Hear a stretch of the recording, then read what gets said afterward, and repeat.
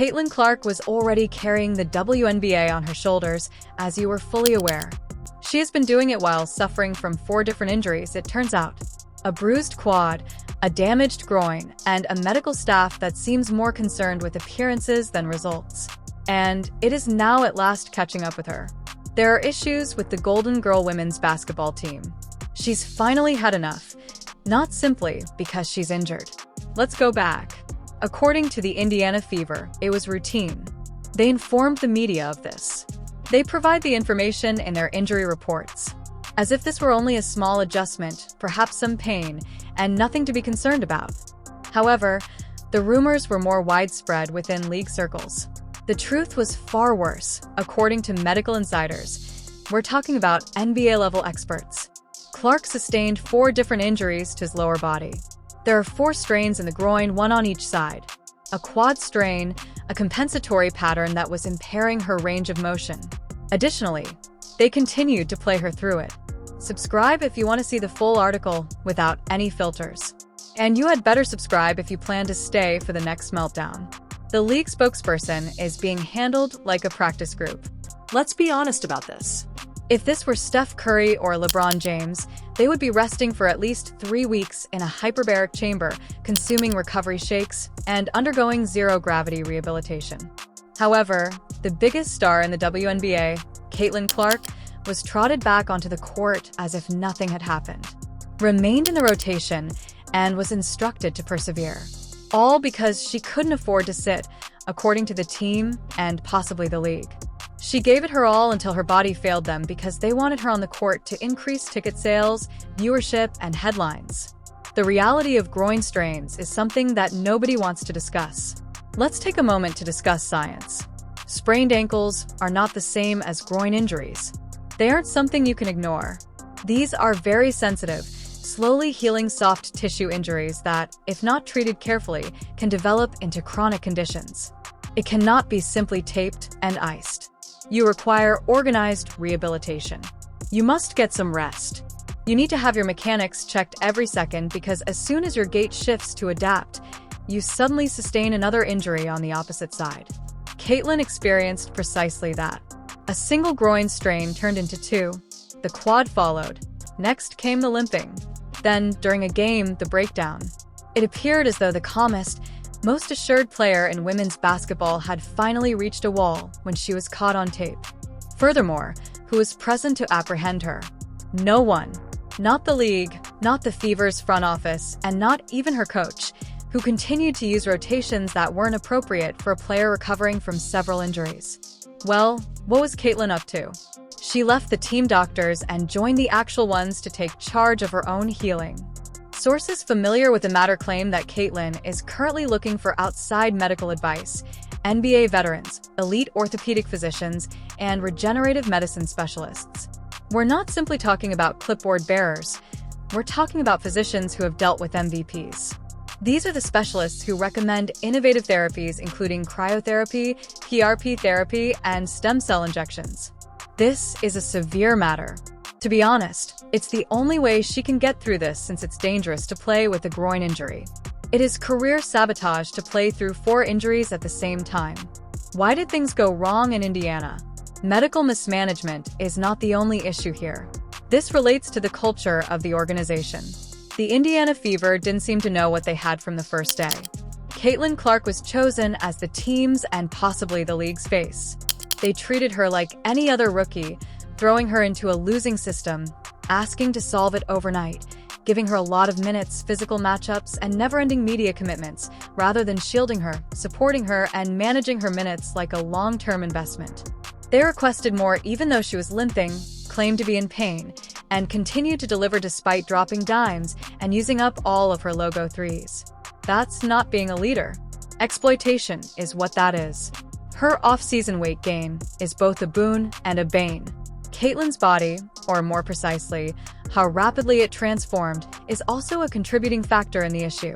According to reports, she gained a substantial amount of muscular bulk during the off-season.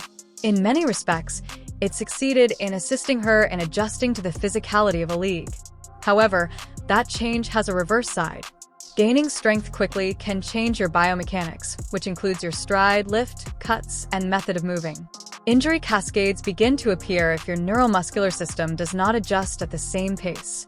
That's precisely what took place. The ideal storm was generated by her explosive play style, new muscle, and unending pressure. And her body began to malfunction in the absence of professional supervision. The fans' reaction was indignation. Basketball wasn't the only topic of discussion. Trust was at issue. They thought the league would keep its best player safe, that her health would be prioritized by those in authority, that rather than viewing her as a short-term worker, the Indiana Fever would view her as a generational asset. Rather, admirers saw Caitlyn's smile vanish. The spark appeared dim to them. Between plays, they caught her flinching. On the bench, they noticed the tears.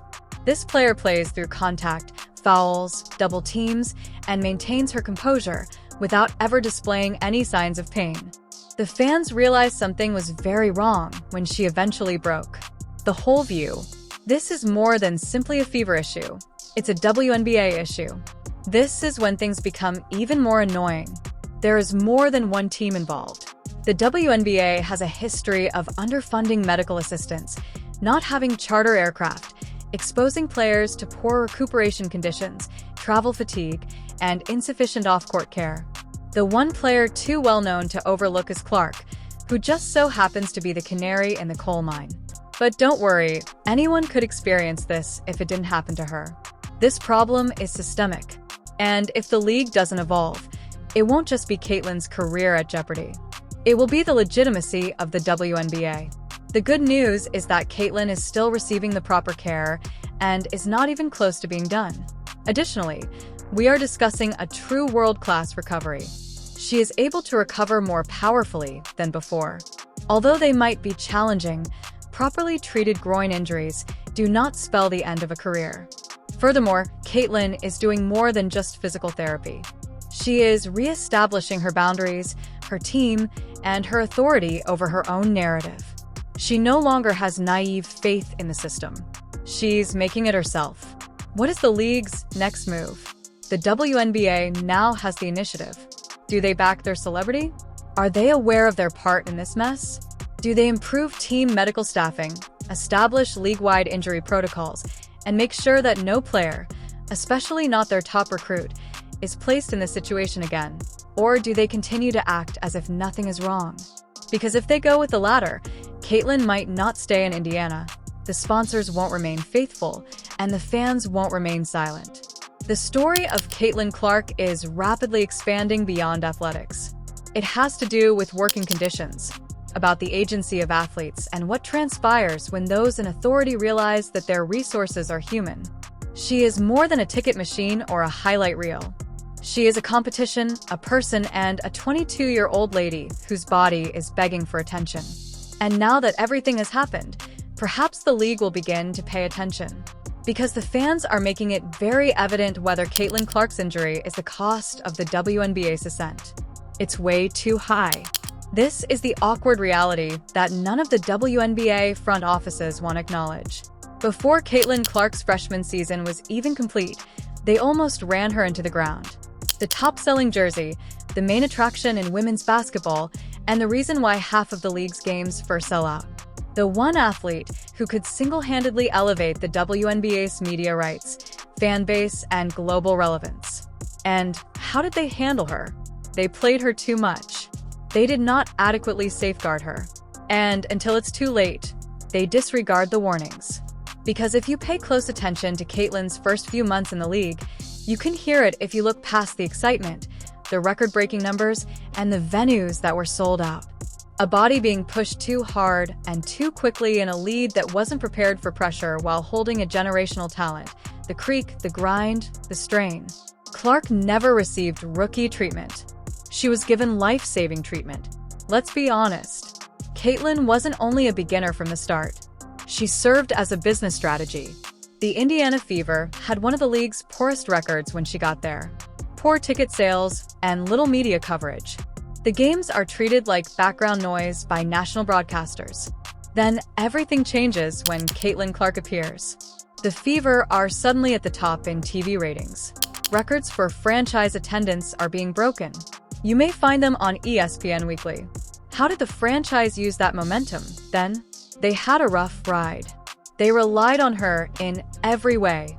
Media appearances, constant press tours, heroics in the fourth quarter, double-digit assists, and, of course, occasionally playing for 40 minutes when her legs were obviously crying for a break before the injury struck. It was a tight quad at first. They stated it was just little pain, nothing serious. Then it was groin stiffness, left side, then right side, and suddenly what looked like minor aches turned into a full-blown injury storm. Soreness in her gait, recurrent quad stiffness, and strains in both groins, but the public messaging is continuing daily. However, if you've ever experienced a groin strain, or worse, it wasn't. These don't disappear in a week, you know. They bother you. They became more taut. The moment you push before you're ready, they return stronger. Additionally, Caitlyn was constantly being shoved. Where was the safety? You would assume that the WNBA would have surrounded her with the greatest doctors, the best strength and conditioning programs, and the best travel accommodations since they had finally found a player who could make the league a worldwide brand. You would expect that, like NBA organizations do with their players, they would place a high priority on her recuperation, keep track of her minutes, and have sports scientists oversee her every move. However, the WNBA still exists. Furthermore, the infrastructure was not designed for superstar status. Not quite yet. Charter flights are still unusual. Resources for recovery are not uniform. Certain training centers resemble collegiate gyms more than professional ones. Therefore, in addition to playing almost every other night and testing her body against the world's top criminals, Clark was also traveling commercially, cramming herself into seats during 6-hour flights and taking cold tubs in a portable bin. Her body breaking is understandable, yet they still desired more. The pressure persisted even after the injuries began to accumulate. Her squad needed victories. Ratings were necessary for the league. Every night, the fans expected miracles. Thus, Clark is the